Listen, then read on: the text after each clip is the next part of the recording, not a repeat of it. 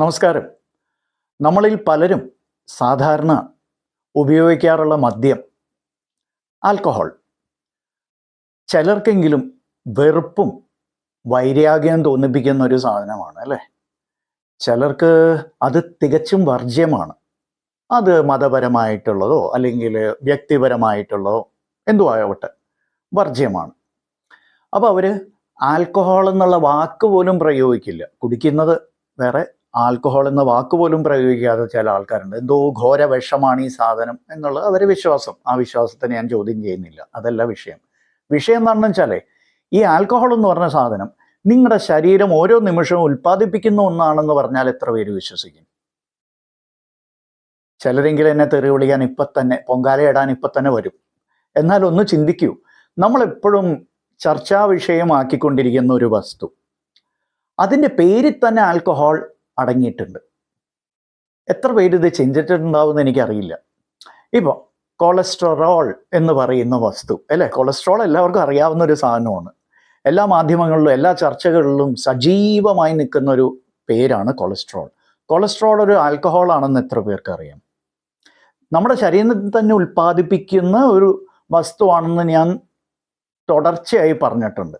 ഞാൻ ആവർത്തിച്ച് പറഞ്ഞിട്ടുള്ള ഒരു കാര്യം, കൊളസ്ട്രോൾ പുറമേ നിന്ന് നമ്മൾ കഴിക്കുന്ന ആഹാരത്തിൽ നിന്ന് വരുന്നതിനുപരി അതിനേക്കാളും വളരെ വലിയ അളവിൽ നമ്മുടെ സ്വന്തം ശരീരം തന്നെ സ്വാഭാവികമായി ശരീരത്തിൻ്റെ പ്രക്രിയകൾക്ക് വേണ്ടി ഉപയോഗിക്കുന്ന അല്ലെങ്കിൽ ഉൽപ്പാദിപ്പിക്കുന്ന ഒരു വസ്തുവാണ് ഈ കൊളസ്ട്രോൾ.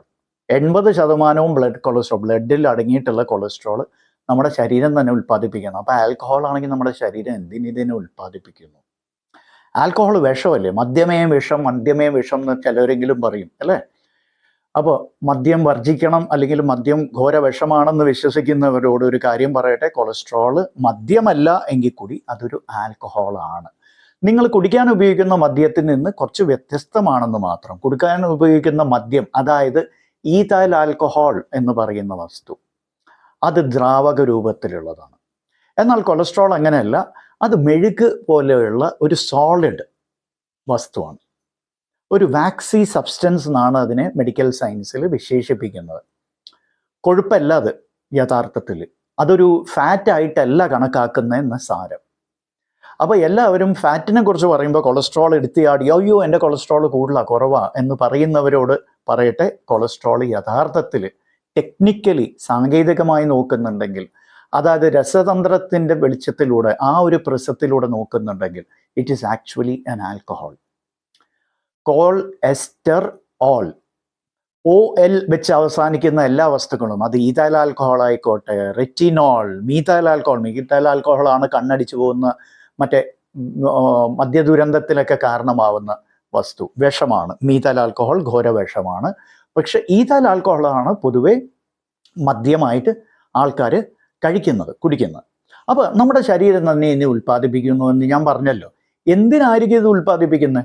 ഈ ചാനൽ സ്ഥിരമായിട്ട് കാണുന്ന എല്ലാവർക്കും അറിയാം, കൊളസ്ട്രോൾ ആണ് നമ്മുടെ ഹോർമോൺസ്, പല hormones, especially sex hormones, testosterone, oestrogen, progesterone എന്നിവ വേണ്ട പലതരത്തിലുള്ള ഹോർമോൺസിൻ്റെ ഉൽപ്പാദനത്തിലും, പിന്നെ സർവപ്രധാനമായ പരമപ്രധാനമായ വൈറ്റമിൻ D3 ഉൽപ്പാദനത്തിനും അത്യന്താപേക്ഷികമായ ഒരു ഘടകമാണ് ഈ കൊളസ്ട്രോൾ. അത് അത്യാവശ്യമായതുകൊണ്ട് തന്നെയാണ് ശരീരം ഇതിനെ ഉൽപ്പാദിപ്പിക്കുന്നത് എന്ന് സാരം. അപ്പോൾ അത്യാവശ്യമില്ലാത്ത സാധനം ശരീരം ചുമ്മാ ഉൽപ്പാദിപ്പിച്ച് ഉപയോഗിക്കില്ലല്ലോ. അപ്പോൾ ഈ ആൽക്കഹോളിനെ ശരീരം ഉണ്ടാക്കുന്നു. ഈ ആൽക്കഹോളിനെ വൈറ്റമിൻസ് ഉൽപ്പാദിപ്പിക്കാനും ഹോർമോൺസ് ഉൽപ്പാദിപ്പിക്കാനും ഇതിനെ ഉപയോഗിക്കുന്നു എന്നുള്ളത് ഒരു വസ്തുത. ഇനിയിപ്പോൾ ഈ കൊളസ്ട്രോൾ ഇത്രയും മാത്രം ചർച്ചാ വിഷയമാവുന്നതിന് വേറൊരു കാര്യം, ബ്ലഡ് കൊളസ്ട്രോൾ എല്ലാവരും നോക്കിയിട്ടാവും എൻ്റെ 200 അല്ലെങ്കിൽ എൻ്റെ 250 എന്നൊക്കെ പറയും.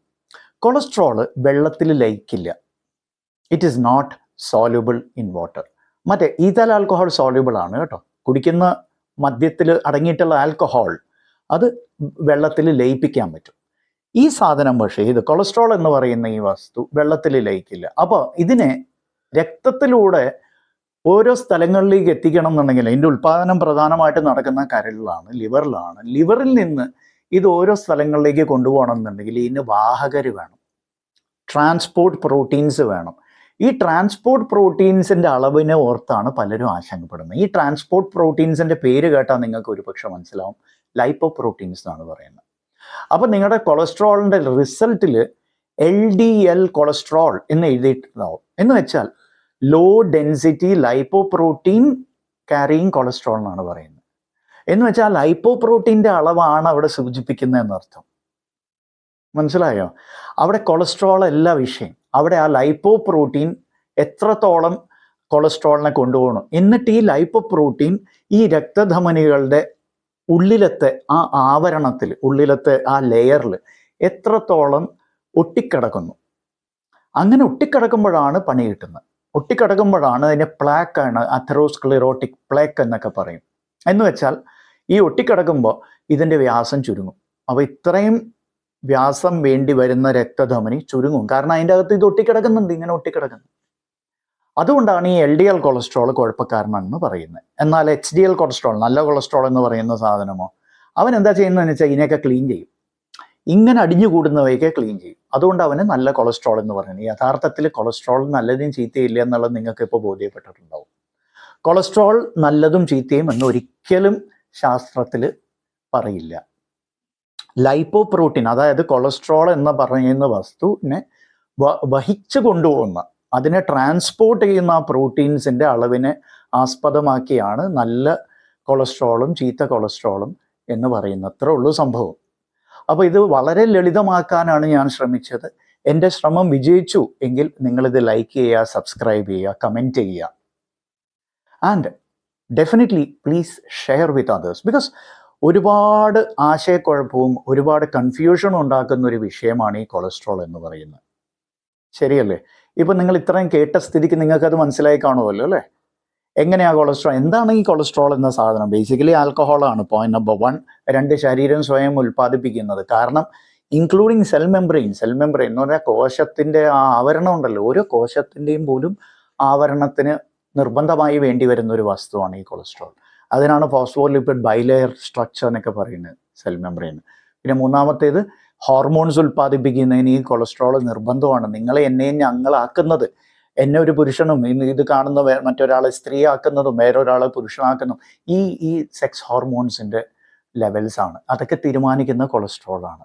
അതുപോലെ വൈറ്റമിൻ D3യുടെ ഉൽപ്പാദനത്തിന് ഇത്, അതായത് കൊളേകാൽസിഫെറോൾ എന്നാണ് അതിന് പറയുന്നത്, വൈറ്റമിൻ D സീരീസിന്. അപ്പോൾ 1,25 ഡൈഹൈഡ്രോക്സി കൊളേകാൽസിഫെറോൾ എന്നാണ് വൈറ്റമിൻ D3യുടെ ശാസ്ത്രനാമം. അതുൾപ്പെടെ ഈ പറയുന്ന വൈറ്റമിൻസ് ഒക്കെ ഉണ്ടാക്കാൻ കൊളസ്ട്രോൾ നിർബന്ധമാണ്. അപ്പോൾ ശരീരത്തിന് ആവശ്യമായിട്ടുള്ള സാധനം ശരീരം തന്നെ ഉൽപ്പാദിപ്പിക്കുന്നു, പക്ഷേ ആൽക്കഹോൾ ആണെന്ന് മാത്രം. അത് കേട്ടിട്ട് ഇപ്പം എന്തായാലും നിങ്ങൾക്ക് അതിശയമൊക്കെ മാറിക്കാണും എന്നറിയാം. Thanks for watching. Bye bye.